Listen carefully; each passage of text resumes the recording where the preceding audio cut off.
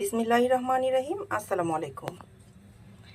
Mixed vegetable রান্না করব, সেজন্য আমি সবজিতে নিয়ে নিয়েছি পেঁপে, গাজর, চিচিঙ্গা, পটল, বরবটি আর আলু।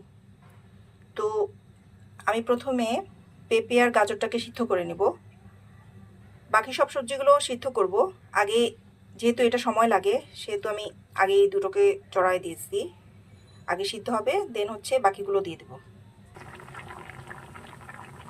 কিছুটা সিদ্ধ হয়েছে, এখন আমি বাকি সবজিগুলো দিয়ে দিব। বরবটি,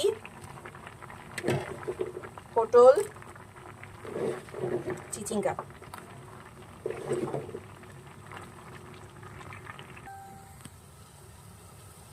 দিয়ে দিব স্বাদ মতো লবণ,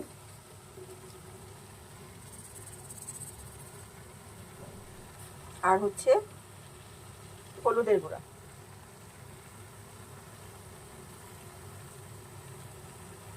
এখন সিদ্ধ হওয়ার জন্য অপেক্ষা করব। সবজি অলমোস্ট সিদ্ধ হয়ে গিয়েছে, এ পর্যায়ে আমি টমেটো দিয়ে দেব।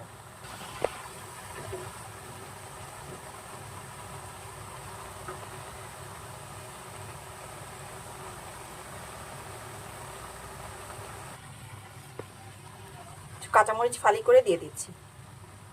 এখন আমি এটাকে বাগার দিব। গরম তেলের মধ্যে রসুন কুচি দিয়ে দিয়েছি। এখন আমি এটাকে লাল করে ভেজে নেব। লাল হয়ে গেছে, এখন পেঁয়াজ কুচি দিয়ে দেব। পেঁয়াজটাও লাল হয়ে গিয়েছে, এখন সবজিটা ঢেলে দেব।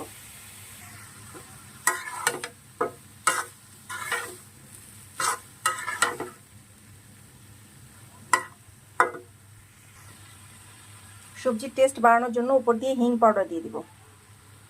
হিং পাউডারটা যে কোনো সুপার শপে পাওয়া যায়, আমি স্বপ্ন থেকে নিয়ে আসছি। দিয়ে দিলাম ধনিয়া পাতা কুচি। রান্না হয়ে গিয়েছে, এখন নামিয়ে ফেলব। হয়ে গিয়েছে আমার ফ্রেশ মিক্সড ভেজিটেবল।